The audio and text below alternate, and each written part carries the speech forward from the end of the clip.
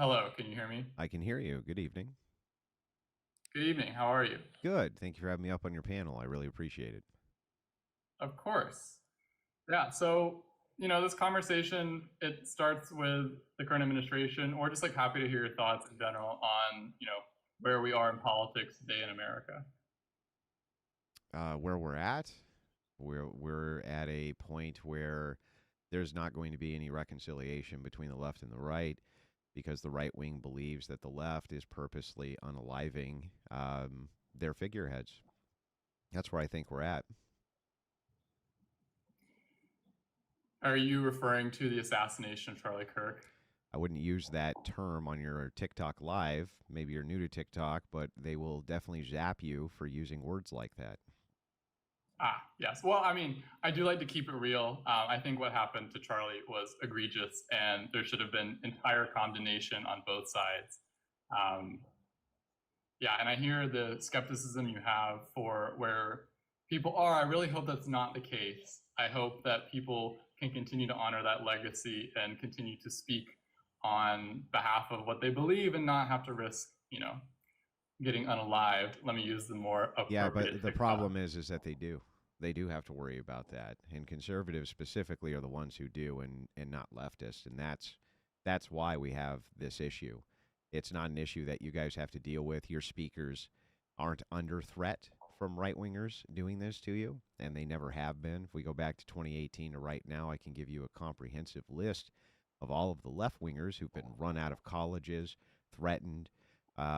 They've been attacked literally out in the open over and over and over again, and it's just not the case for your speakership. And I don't know how we're supposed to get past that.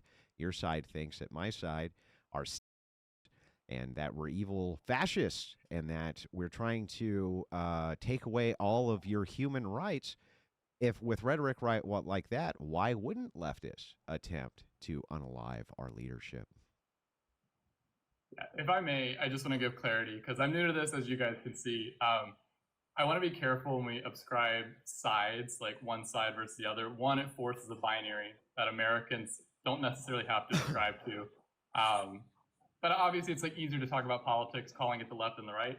I myself am not a registered Democrat or Republican. I think that there's a lot of corruption on both sides of the political aisle, and like we as Americans have to come together to get past this. But why do I have a Um, feeling that you mostly agree with leftists? Why do I get that gut feeling that that's the case? I so I mean I don't want to bore the audience. I see we have like close to 90 folks on, but just a little bit of context to introduce myself. I am from the state of Georgia. I grew up very conservative. In fact, I was the vice chairman of the teenage Republicans in the state of Georgia.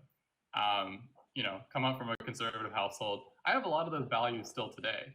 Like what? That said, Like I what? went on to Like, hang college. on. Like I what? learned new things, opened my viewpoints, and now I do hold more moderate liberal views. Yeah. And I try to encourage people to understand that there's more just than one side. Well, what? What are these? Um, What are these conservative views you held on to? Like, name one.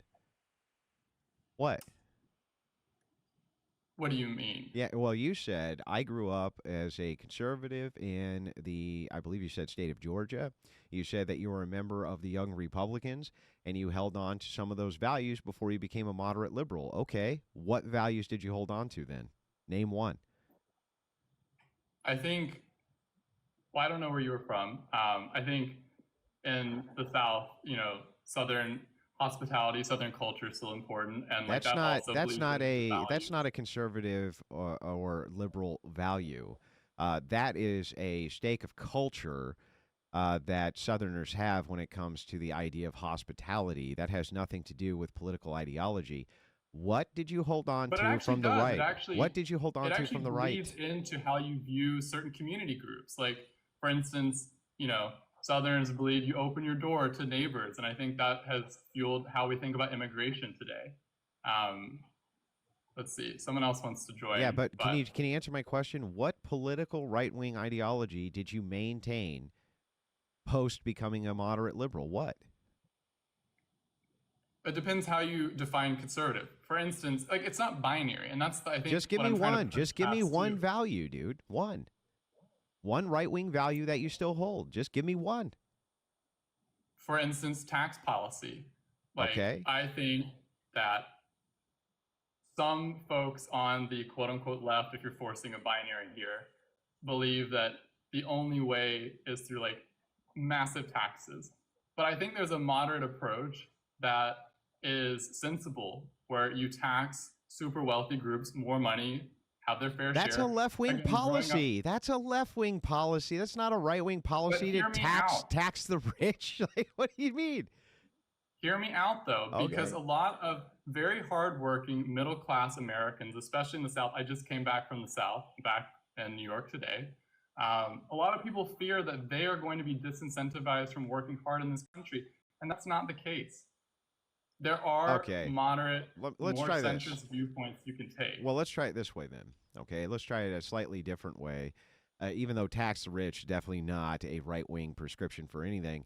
Can you name a single right wing social policy that you actually endorse or have maintained since your move to the left? Just a single one.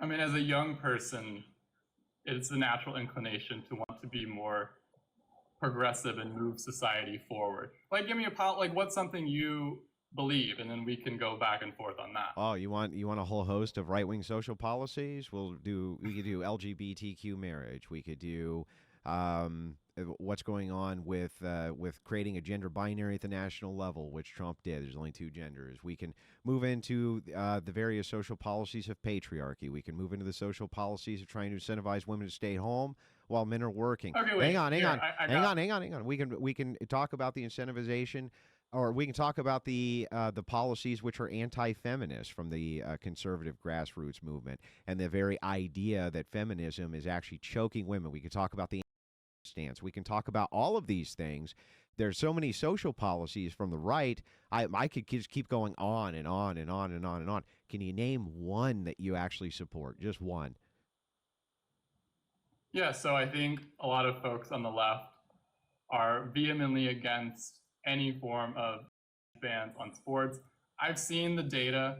I've seen the Olympic numbers. I myself have concerns. I don't think young women athletes should be disadvantaged. I think that's something we need to talk about. And I think a lot of people in the community also are open to those restrictions. Notice I didn't mention as there's left-wing feminist, and these are known. They have a specific name given to them, right? They're called TERFs, exclusionary radical feminists. These are leftists who also want people excluded from sports. There's a reason I didn't mention that as being a right-wing social issue, because it's not. It's a moderate social issue, and it's a moderate Democrat versus a far-left Democrat social issue.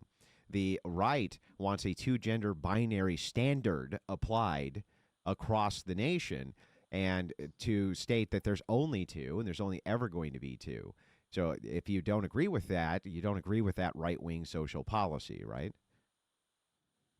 So I actually made a video pretty recently about this. My stance is we spend so much airtime talking about the issue, when in fact it's less than 1% of the United States population. It's 0.8%.